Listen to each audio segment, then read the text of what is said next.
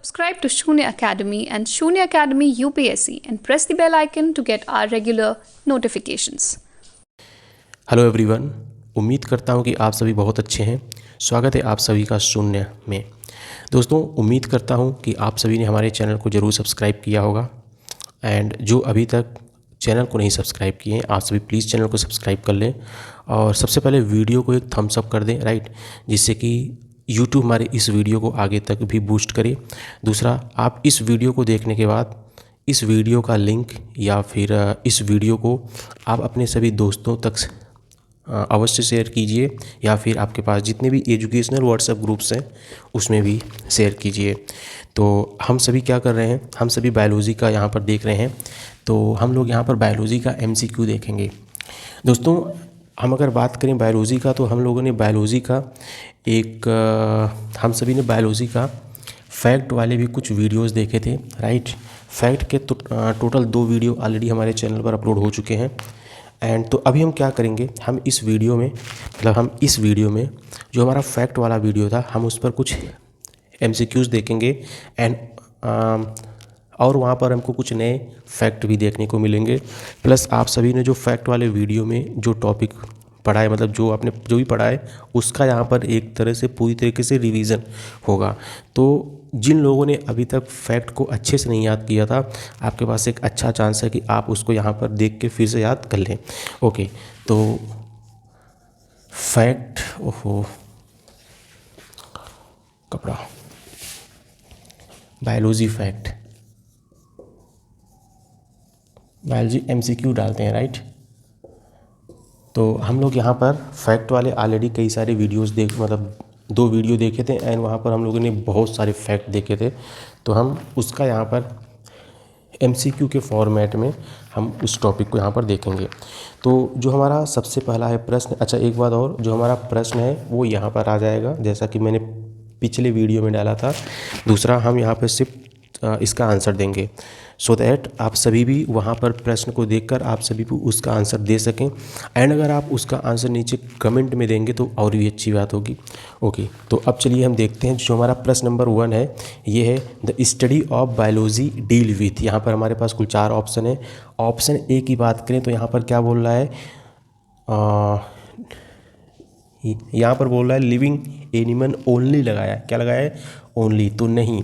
अगर हम बात करें जूलॉजी की, तो हम यहाँ पर क्या देखते हैं, हम यहाँ पर डेड एनिमल को भी देखते हैं, प्लस हम लोग यहाँ पर क्या देखते हैं, हम लोग यहाँ पे इसको भी देखते हैं, मतलब कि जीवित और डेड दोनों को हम लोग यहाँ पर देखते हैं। तो इसका ऑप्शन नंबर ए रॉन्ग हो जाएगा। ऑप्शन नंबर बी में क्या है, प्लांट है, तो हम यहाँ पर प्लांट की तो बिल्कुल भी बात नहीं करते हैं, राइट। तो ऑप्शन नंबर बी भी गलत हो जाएगा। ऑप्शन नंबर सी की बात करें तो यहाँ पर लिखा है बोथ, मतलब जीवित और मृत, यानी कि ऑप्शन नंबर सी करेक्ट हो जाएगा। ऑप्शन नंबर डी में क्या पूछा है, मतलब क्या बोल रहा है, ऑप्शन नंबर डी में बोल रहा है प्लांट, डेड या फिर जीवित, राइट। तो ऑप्शन नंबर डी रॉन्ग हो जाएगा, राइट। तो इस प्रश्न का जो भी हमारा आंसर होगा वो क्या होगा, प्रश्न नंबर सी, यानी कि डेड एंड लिविंग एनिमल। अब जो हमारा अगला प्रश्न है ये क्या है, ये है अच्छा, ये मैच द कॉलम है, राइट। तो यहाँ पर हमारे पास 2 लिस्ट दे रखा है, एक लिस्ट 1 है, एक 2 है। अगर हम बात करें ए, तो ए को यहाँ पर क्या बोल रहा है, यहाँ पर दिया हुआ है बर्ड, राइट। और जो यहाँ पर दिया है 1, यहाँ पर क्या दिया है, paleo biology, paleo biology, right. Option और जो हमारा बी दिया है इसमें क्या है, इनहेरिटेंस, इनहेरिटेंस, राइट। एंड यहाँ पे जो हमारा सेकंड है ये क्या है, इकोलॉजी, इकोलॉजी, राइट। अब जो हमारा यहाँ पर सी है ये क्या है, इन्वायरमेंट, राइट। एंड यहाँ पर जो हमारा थर्ड है ये क्या है, ये है ऑर्थिनोलॉजी, क्या है, ऑर्थिनोलॉजी, राइट। उसके बाद अब जो हमारा डी है ये क्या है, फोसिल्स, क्या है, फोसिल्स। अगर हम फोसिल्स की बात करो तो यहाँ पे क्या है, जेनेटिक दिया है, राइट। 4 है ये यहाँ पे दिया है जेनेटिक, ओके, जेनेटिक्स, राइट। तो अगर हम ऑप्शन को देखें, मतलब ये हमारा ऑप्शन नहीं है, ये हमारा 1 और 2 करके एक तो मैच द कॉलम दिया है। तो यहाँ पर आप ये देखिए, यहाँ पर क्या लिखा है, ये लिखा है वर्ड एनवायरनमेंट, यानी कि पर्यावरण। तो इसका संबंध क्या होगा, इकोलॉजी, यानी कि इसका 2 करेक्ट होगा, राइट। अब अगर हम सीधा ऑप्शन को देखें तो यानी कि थर्ड में मतलब कि सी में 2, अगर आप ऑप्शन को देखेंगे तो सी में 2 किस में है, ये है बी में, यानी कि हमारा जो हमारा आंसर होगा वो बी होगा। यानी कि हमको ऑप्शन नंबर मतलब कि इन सभी चीज़ों को देखने की आवश्यकता ही नहीं पड़ी। तो काफ़ी बार यहाँ से भी प्रश्न सॉल्व हो जाते हैं, लेकिन हम चूँकि यहाँ पर स्टडी कर रहे हैं तो हम सभी के बारे में देखेंगे। तो जैसे कि फिर अगला है फॉसिल, राइट, या फिर हम ऐसा करते हैं, हम ये वाला जो है बी वाला, हम इसको क्या बोलते हैं, एक सेकंड, ये इसका होगा, थर्ड होगा, सॉरी, बहुत बड़ी हो गई गलती। ये जो हमारा होगा जो हमारा एनवायरनमेंट होगा इसका होगा एक इकोलॉजी, राइट। तो यानी कि सी का हमारा होगा 2। अब आप देखेंगे तो सी का 2 किस में है, बी में है, राइट, ओके। तो अब जो ये हमारा है, हम इसमें क्या देखते हैं, हम इसमें ये करते हैं कि अगर हम किसी की प्रॉपर्टी या फिर अगर हम उसका कैरेक्टरिस्टिक यानी कि चरित्र जब हम दूसरी जनरेशन को दे देते हैं तो हम उसको बोलते हैं इनहेरिटेंस। ये एक तरह से लॉ भी है, अगर आप पॉलिटी आप कानून पढ़ेंगे। और बायो के टर्म में हम यहाँ पे क्या देंगे, हम जब जीन के बारे में स्टडी करते हैं तो हम क्या करते हैं, जो फादर होता है या फिर जो मदर होती है, हम उनके जीन को स्टडी करते हैं। उसके बाद जो उनके बच्चे होते हैं या उनकी बेटी या बेटा होता है, हम उनके जीन को देखते हैं। फिर अगर दोनों के कैरेक्टरिस्टिक मैच करते हैं अप्रॉक्सीमेटली 80% या फिर 90% तक भी ये जाता है, तो हम ये बोलते हैं कि यस, ये बच्चा का जो पेरेंट्स है वो ये है, राइट। तो यहाँ पर हम जीन की बातें करते हैं, तो इसका ऑप्शन मतलब इसका क्या हो जाएगा, डी यानी 4th हो जाएगा। अब अगर हम बात करें फोसिल क्या होता है, पेलियोबायोलॉजी होता है। क्या होता है, पेलियोबायोलॉजी, यानी कि इसका आंसर इसका हो जाएगा 1। एंड अब यहाँ पर बच्चा बर्ड, ये मैंने क्या लिखा था, यहाँ पर था ऑर्निथोलॉजी, राइट, ऑर्निथोलॉजी, ठीक है। तो इसका ऑप्शन क्या हो गया था, बी, हमने ऑलरेडी देख रखा था। अब जो हमारा अगला प्रश्न है, यहाँ पर क्या देख रहे हैं हम यहाँ पर ये देख रहे हैं the study of flower is known as. इसके बारे में हम लोगों ने ऑलरेडी भी देख रखा है। तो आप सभी से अनुरोध है कि अगर आपको इसका आंसर है पता तो आप सभी कमेंट बॉक्स में उसका आंसर ज़रूर दें, राइट। तो अगर हम बात करें स्टडी ऑफ फ्लावर, तो ये देखिए यहाँ पर हमारे पास क्या क्या ऑप्शन दिया है। यहाँ पर जो हमारे पास ऑप्शन दिया है क्या क्या है, ये है फ्रेनोलॉजी है, राइट। अगर हम ऑप्शन ए की बात करें तो ये क्या है, फ्रेनोलॉजी, ठीक है। ऑप्शन नंबर बी की बात करें तो ये क्या है, anthology, right, anthology. Option number C की बात करें तो ये क्या है, एग्रोस्टोलॉजी,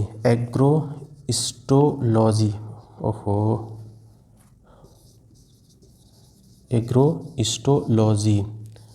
थोड़ा राइटिंग का मुझे है प्रॉब्लम, तो आप लोग थोड़ा इसको देख लेना।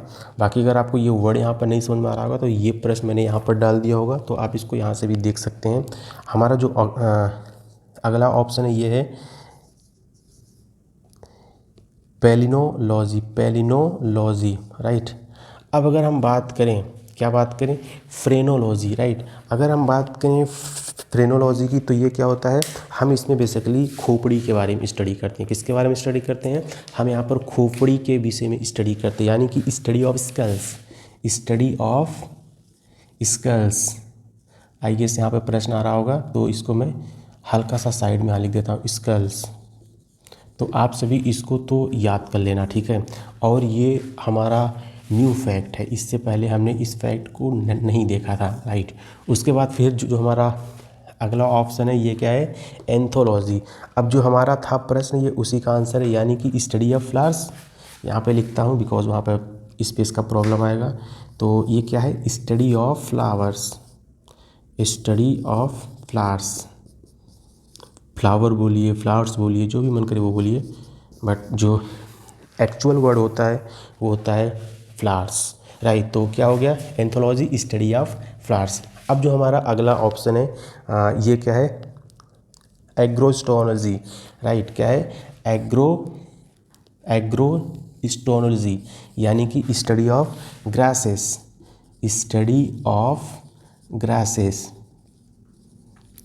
ये भी हम लोगों ने पहली बार देखा है, तो हमारे पास एक न्यू फैक्ट आ गया है, राइट। क्या आ गया है, हम लोग के पास एक न्यू फैक्ट आ गया है। तो उम्मीद करता हूँ कि आप इस फैक्ट को भी याद कर लेंगे। अब उसके बाद जो हमारे पास अगला है, ये क्या है, पेलिनोलॉजी। पेलिनो, इसको थोड़ा अच्छे से लिख देता हूँ सो दैट आप सभी, मतलब आप सभी तो वहाँ पर देख ही पा रहे होंगे, बट अच्छे से लिखेंगे तो ज़्यादा अच्छा। Palynology, palynology.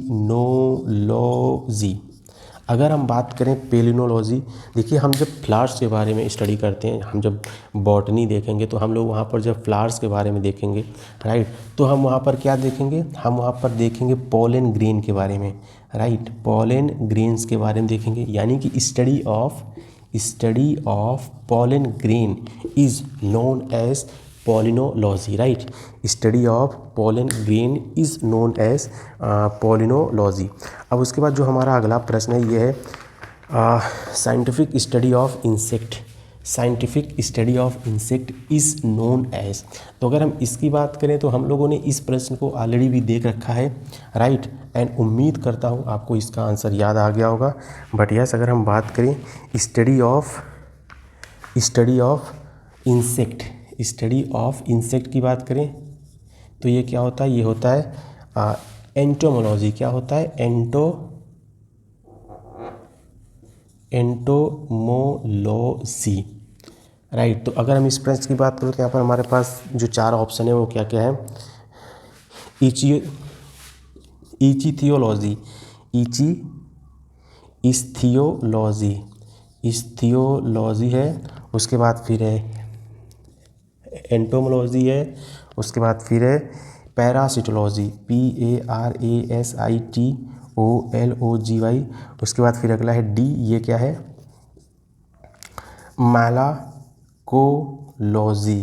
मैलाकोलॉजी, राइट। बिकॉज मेरी राइटिंग बहुत ख़राब है, इसलिए मैं प्रश्न को साइड में दे दूंगा, तो आप सभी प्रश्न को वहाँ से भी देख सकते हैं, सो दैट आप सभी को राइटिंग समझने में कोई ज़्यादा प्रॉब्लम ना फेस करना पड़े। ओके, तो अगर हम बात करें, entomology is known as study of insect. And हम लोगों ने इस फैक्ट के बारे में ऑलरेडी देख रखा है, राइट। तो अभी हम क्या करेंगे, हम यहाँ पर देखेंगे इचिथियोलॉजी। ये हम लोग के पास एक न्यू फैक्ट आ गया है। क्या आ गया है, हम लोग के पास एक न्यू फैक्ट आ गया है। हम लोग ने अप्रॉक्सीमेटली 3 फैक्ट के आसपास शायद देख लिया है, ये हमारा अभी का चौथा फैक्ट है।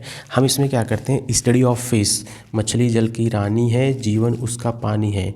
स्टडी ऑफ फिश देखेंगे। स्टडी ऑफ फिश क्या होती है, ichthyology. Ichthyology, ICHITHYOLOGY, ichthyology is known as study of fish, right. उसके बाद फिर अगला है पैरासिटोलॉजी। अगर हम बात करें पैरासिटोलॉजी की तो ये क्या होता है, study of parasitic organism, right. अब बोलते हैं कि पैरासाइट है, राइट। पैरासाइट है मतलब कि दीमक है। क्या है, दीमक है। तो दीमक को हम क्या बोलते हैं, पैरासिटियोलॉजी बोलते हैं, यानी स्टडी ऑफ पैरासिटिक ऑर्गेनिज्म, यानी कि जो दीमक होते हैं, जो दीमक की तरह के होते हैं ऑर्गेनिज्म, हम उनको स्टडी करते हैं यहाँ पर, पैरासिटियोलॉजी। उसके बाद फिर जो हमारा अगला ऑप्शन है, ये क्या है, मैलाकोलॉजी। अगर हम इसकी बात करें तो ये क्या होता है, स्टडी ऑफ मोल्यूकस। क्या होता है, स्टडी ऑफ मोल्यूकस, CUS, राइट। तो यहाँ पर हम लोगों ने अप्रॉक्सीमेटली 1 2 3 फैक्ट देखा। अब उसके बाद जो हमारा अगला प्रश्न है, ये क्या है, which of the following subject. अब जो हमारे पास अगला ऑप्शन है, ये है which of the following subject of data set is associated with the study of concerning population and humanity। अब देखिए यहाँ पर ये प्रश्न इतना बड़ा दे रखा है, जिसके बारे में मतलब अगर आप देखेंगे तो शायद डर जाएंगे। देखिए एग्ज़ाम में ना जब भी आपके पास बड़ा प्रश्न आए तो आप ये समझ जाओ कि इसका आंसर बहुत ही आसान होगा। सिंपल सी बात है, बिकॉज़ काफ़ी सारे स्टूडेंट जब बड़े प्रश्न को देखते हैं तो वहीं से डर जाते हैं, यार इतना बड़ा प्रश्न है, ये हमसे कैसे होगा। बट जब एग्ज़ाम में प्रश्न बड़ा आता है तब आंसर बहुत आसान होता है, राइट। तो आपको यहाँ पर बस कीवर्ड को देखना है। तो अगर आप इस प्रश्न को फिर से देखेंगे तो क्या लिखा है, which of the following subject of data set is associated with the study of concerning population, एक वर्ड देखिए, पॉपुलेशन एंड ह्यूमैनिटी, क्या है, पॉपुलेशन एंड ह्यूमैनिटी। अब आप ऑप्शन को देखिए, अगर आप ऑप्शन को देखेंगे तो यहाँ पर क्या है, फर्स्ट है इकोलॉजी, हम लोगों ने ऑलरेडी देख रखा है, जहाँ पे इकोलॉजी आता है मतलब कि we are going to deal the term environment, right. तो जो हमारा ऑप्शन नंबर ए होगा वो तो कट जाएगा। अब उसके बाद जो हमारे पास दूसरा ऑप्शन है ये क्या है, जेनेटिक, क्या है, जेनेटिक। हम लोगों ने ऑलरेडी जेनेटिक का जो पहला प्रश्न था वहाँ पर क्या देखा था हम लोगों को, हेरिडेटरी देखा था, राइट, मतलब कि अनुवांशिकता होता है शायद इसको हिंदी में बोलते हैं। तो जो हमारा बी है ये भी कट गया, बिकॉज जेनेटिक का पॉपुलेशन से कोई संबंध ही नहीं है, राइट। अब उसके बाद जो हमारा अगला ऑप्शन है ये है डेमोग्राफी, अभी हम इस शब्द को छोड़ते हैं, राइट, यस। उसके बाद जो हमारे पास डी है ये क्या है, वायरोलॉजी, वायरोलॉजी। अगर हम वायरोलॉजी को देखें तो यहाँ पर हम सभी के पास एक फैक्ट आ गया है। वायरोलॉजी क्या होता है, हम सभी ने इसको फैक्ट वाले वीडियो में भी किया था। तो हम इसको बोलते हैं study of virus, VIRUS, right. तो स्टडी ऑफ वायरस यानी कि वायरस के बारे में अध्ययन करना is known as virology, simple सी बात है, राइट।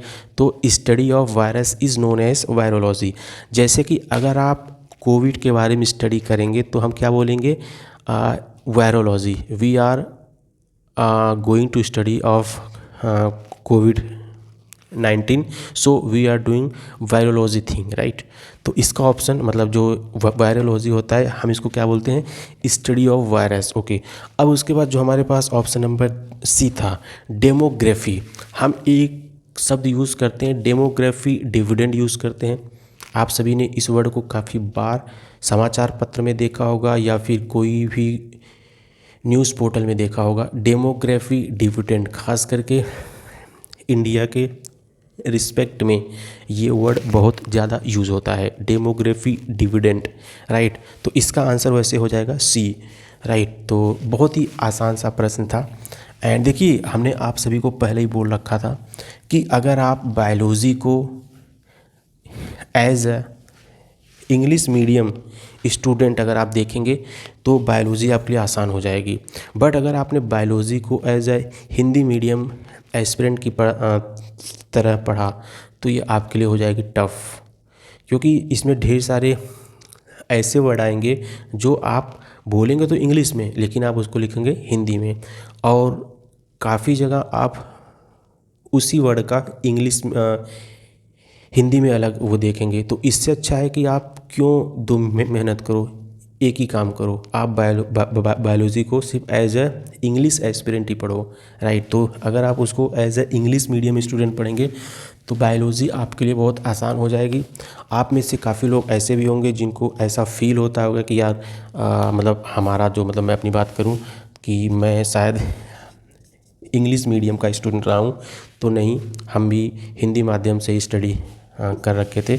हमारा क्या था, यूपी बोर्ड था, कब था, एंड इसके साथ में हिंदी मीडियम था, क्योंकि यूपी बोर्ड में भी हिंदी इंग्लिश मीडियम चलता है। तो जो मेरा था UP board English medium, sorry Hindi medium, right. तो हमने भी बाकायदा यूपी के एक इंटर कॉलेज से अपना 12th और 10th पास आउट किया है, राइट।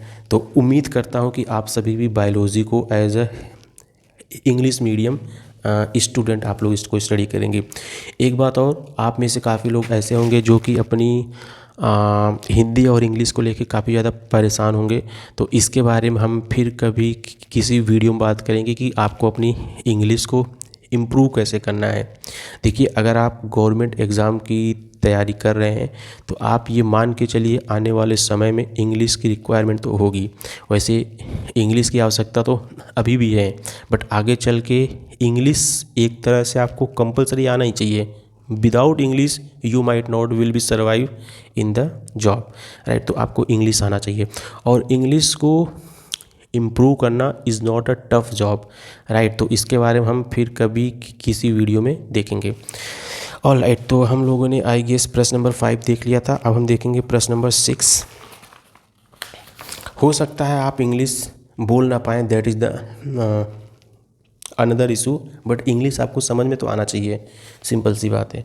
अब उसके बाद जो हमारा अगला प्रश्न है ये क्या है, the comparative study of the different culture and the scientific explanation is known as. यहाँ पर हमारे पास टोटल 4 ऑप्शन है, राइट। क्या है, एथिनोलॉजी। एथिनोलॉजी है तो इसका आंसर ए इज़ करेक्ट है, पहला वर्ड ही हो गया करेक्ट। हम इसमें क्या बोल रहे हैं, different culture and scientific explanation, right. The comparative study of different culture, मतलब कि 2 अलग अलग कल्चर दिया है, हम उसके बारे में कंपैरेटिव स्टडी कर रहे हैं कि इसमें ये है तो इसमें ये है, इसमें ये नहीं है इस बट इसमें है, राइट। तो हम ऐसा उसके बारे में, मतलब कि हम दोनों कल्चर को आपस में कंपेयर भी कर रहे हैं और उसका स्टडी भी कर रहे हैं, उसका हम कंक्लूजन भी निकाल रहे हैं, राइट। तो इसलिए इसका आंसर हो जाएगा, अच्छा जो हम इस टर्म को बोलेंगे हम उसको बोलेंगे एथिनोलॉजी, राइट। ये वर्ड शायद हम लोगों ने पहली बार देखा है, तो आप सभी इसको अच्छे से नोट डाउन कर लीजिए, so that ethnology comparative study of 2 different culture in scientific way, right. तो लिख देते हैं, या फिर ये जो प्रश्न है आप सिंपली वीडियो को पॉज करिए और प्रश्न को ही लिख लीजिए। तो हम इसको क्या बोलते हैं, एथिनोलॉजी बोलते हैं। तो ये हमारे पास एक न्यू फैक्ट आ गया। अब उसके बाद जो हमारा अगला पॉइंट है ये क्या है, एथिनोग्राफी। अगर हम बात करें एथिनोग्राफी तो ये क्या होता है, देखो ये 2, अच्छा यहाँ पर तो प्रश्न होगा, राइट, बोर्ड को भी साफ करना पड़ेगा। देखिए हमारे पास 2 कल्चर है, राइट। कल्चर 1 मतलब C1 C2, कल्चर 1 कल्चर 2। हमने इन दोनों के बारे में कंपैरेटिव स्टडी किया इन साइंटिफिक वे, राइट। तो हम इसको क्या बोलेंगे, एथिनोग्राफी। अब उसके बाद जो टर्म है ये है एथनोग्राफी, राइट। एथनोलॉजी, सॉरी ये था एथनोलॉजी। हम जब इन दोनों के बारे में, मतलब कि हम जब किसी एक पर्टिकुलर कल्चर के बारे में स्टडी करेंगे तो हम उसको क्या बोलेंगे, एथनोग्राफी बोलेंगे। ये भी वर्ड न्यू है, एथनोग्राफी, राइट। तो इम्पॉर्टेंट है ये भी। उसके बाद फिर अगला वर्ड है एथनोलॉजी, राइट। तो हम इसमें क्या बोलेंगे, लेट्स से कि इसमें कोई एनिमल है, जानवर है, हम जब इसके बारे में स्टडी करेंगे, इसके बिहेवियर के बारे में स्टडी करेंगे तो हम इसको क्या बोलेंगे, एथोलॉजी बोलेंगे। उसके बाद फिर आता है एथिक्स। एथिक्स क्या होता है, मानवीय मूल्य अधिकार, या फिर हम एथिक्स को क्या बोलते हैं कि हम जो भी काम कर रहे हैं वो एथिकली कितना राइट है। जैसे कि आपने कोई भी एक एक्टिविटी किया, एक सेकंड इसको पहले मैं साफ करता हूँ। जैसे कि आपने कोई एक एक्शन लिया, उस एक्शन का आपके ऊपर या आपकी सोसाइटी के ऊपर क्या इम्पैक्ट आएगा, राइट। तो हम वहाँ पर बोलते हैं कि ये चीज़ आपने, मतलब ये आपने जो भी डिसीजन लिया, ये डिसीजन एथिकली रॉन्ग था या राइट था, राइट। तो एथिक्स का टर्म वहाँ पर यूज़ करते हैं। और अगर हम बात करें एथिक्स की तो ये काफ़ी ब्रॉड वर्ड है, राइट। मतलब आप इसको एक हफ्ते में भी स्टडी कर सकते हैं, एक मंथ में भी स्टडी कर सकते हैं, एक साल में भी स्टडी कर सकते हैं, या पूरी एक ज़िंदगी भर आप इसको स्टडी कर सकते हैं। तो ये बहुत ही ब्रॉड वर्ड है, आप इसको जितना स्टडी करेंगे आप इसके बारे में उतना ही सीखेंगे। तो हम इसको में क्या बोलते हैं, एथिक्स को क्या बोलते हैं, the study of ethical and psychological duty, right. जैसे कि अगर आप एक गवर्नमेंट ऑफिशियल हैं but you are not doing your work properly, तो in that case you are doing wrong, मतलब you are ethically doing your work wrong, मतलब कि ये चीज़ एथिकल नहीं है बट आप इसको कर रहे हैं, तो ये चीज़ गलत है, राइट। अच्छा, एथिकल को मेजर करने का कोई एक प्रॉपर यूनिट नहीं है, राइट। मतलब एथिक्स, जैसे कि आपके लिए अगर कोई चीज़ सही है तो हो सकता है वो किसी और के लिए वो चीज़ गलत हो। तो ऐसा भी हो सकता है कि जो ये बंदा है इसके लिए एथिकली ये चीज़ सही है, बट ये बंदा जो है इसके लिए ये चीज़ एथिकली गलत है। तो एथिकल चीज़ों को देखना एक बहुत ही ब्रॉड टर्म है। हम इसके बारे में बेसिकली जब हम यूपीएससी का कोर्स देखते हैं पेपर नंबर 4 तो हम एथिक्स को स्टडी करते हैं। जैसे कि एक और होता है वर्ड लेट्स से, यस अच्छा एग्जांपल याद आ गया। जैसे कि आप ये मान के चलो क्या एग्जांपल है, यस जैसे कि मान लीजिए धर्म के बारे में क्या ही लें, फालतू का उसमें हो जाएगा प्रॉब्लम। यस जैसे कि मान के चलो जो फॉरेन की फीमेल्स होती हैं वो लोग बेसिकली शॉर्ट्स वगैरह पहनती हैं, उनके लिए मतलब ये जो फॉरेन के लोग हैं उनके लिए ये चीज़ एथिकली राइट है, क्योंकि वहाँ का ये क्या है, ये वहाँ का कल्चर है। बट अगर हम बात करें इंडिया में तो लोग इसको अच्छा नहीं मानते, मतलब कि ये चीज़ इंडिया के रिस्पेक्ट में ये चीज़ एथिकली रॉन्ग हो जाएगा। तो एथिक्स का मतलब जो एथिकल वर्ड होता है, हो सकता है कि जो एथिकल वर्ड या फिर जो चीज़ आपके हिसाब से एथिकली सही लगता हो दूसरे के हिसाब से एथिकली रॉन्ग लगता हो। तो एथिक्स बहुत एक ब्रॉड वर्ड है एंड हम उसको बेसिकली 1 घंटे में या 1 दिन में हम उसको अच्छे से नहीं देख सकते, बट यस हम उसको थोड़ा बहुत जान सकते हैं। ओके काफ़ी लंबा हो गया। ओके उसके बाद फिर अगला वर्ड है the study of property and method of biological system found in the nature and use of this knowledge in mechanical world is known as bionics. तो ये बहुत ही आसान प्रश्न था, ऑप्शन नंबर ए। और आप सभी से अनुरोध है कि आप सभी हमारे वीडियो को ज़रूर शेयर करें अपने दोस्तों तक या फिर अन्य एजुकेशनल ग्रुप में। एंड बायोलॉजी का हमारा एक कोर्स भी चल रहा है, आप सभी इस कोर्स में जल्दी से जल्दी आ सकते हैं। आपको सिंपली हमारा सून एकेडमी लर्नर ऐप डाउनलोड करना होगा गूगल प्ले स्टोर से। उसके बाद आपको कोर्स मतलब आप जब उसमें जाएंगे तो जो भी होता है प्रोसेस, आपको अपना फ़ोन नंबर वगैरह डालना पड़ेगा, आपका नेम वगैरह। उसके बाद आप इस कोर्स को ज्वाइन कर लें, जिससे कि आप सभी को मैं चीज़ों को और डेप्थ में समझा सकूं।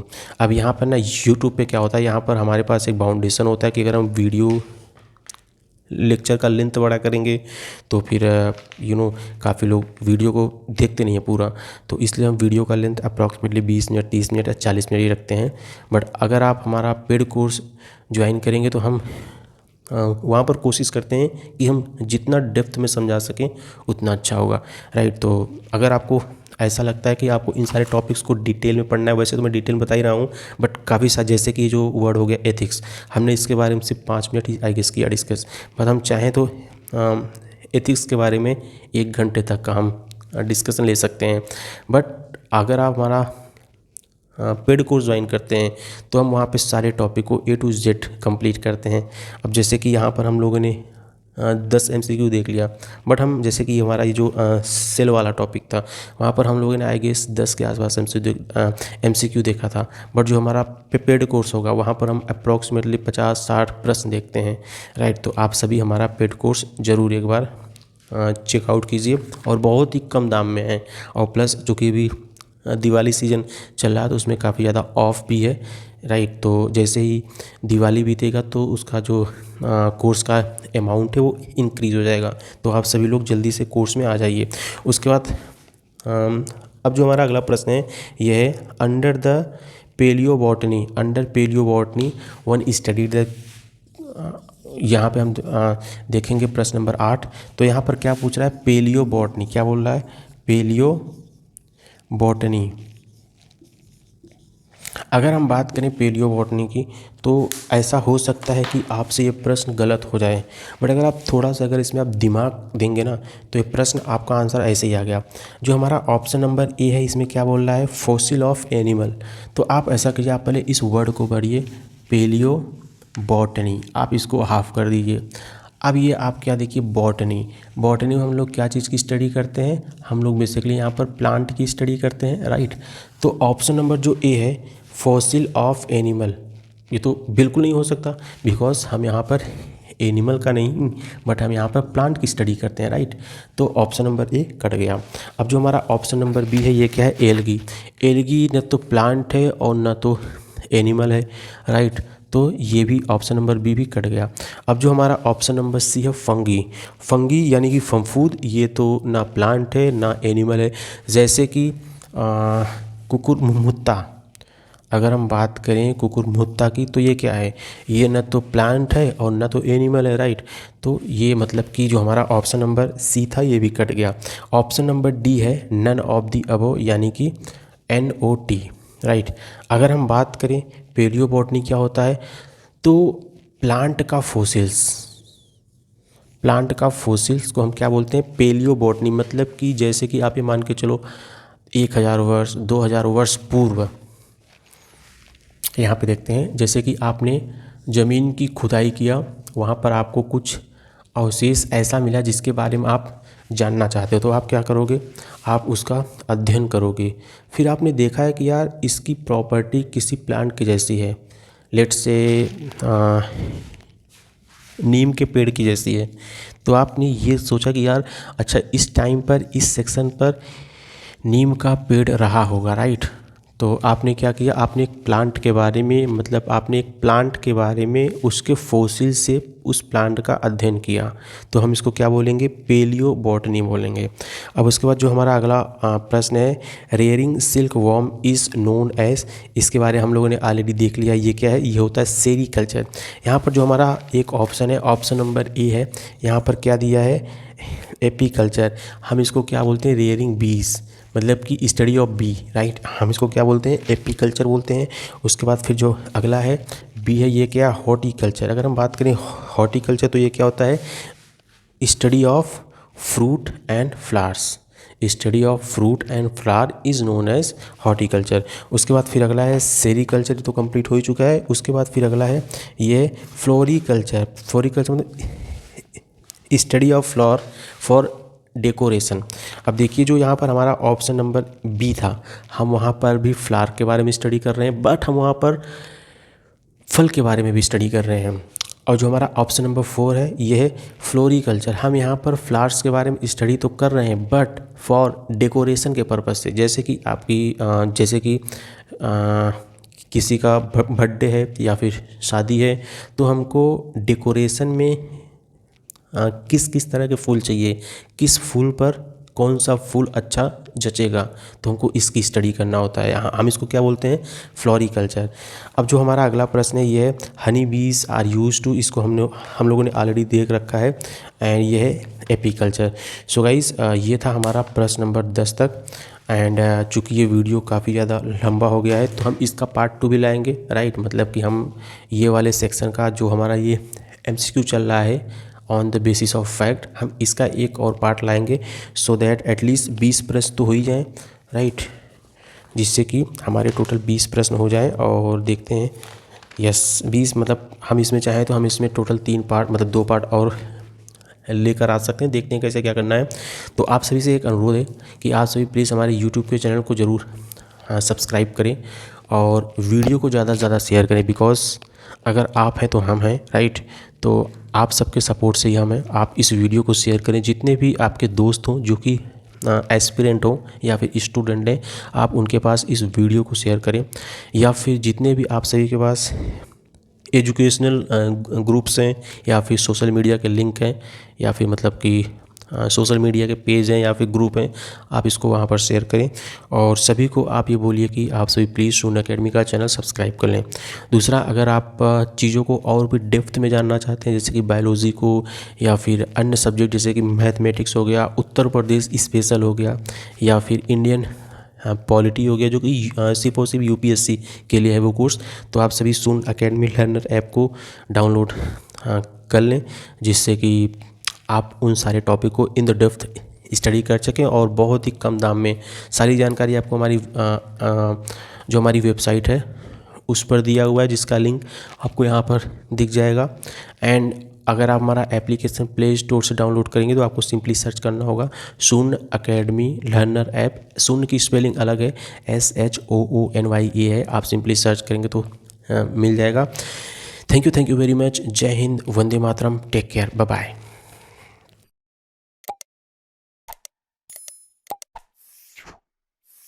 Subscribe to Shunya Academy and Shunya Academy UPSC and press the bell icon to get our regular notifications.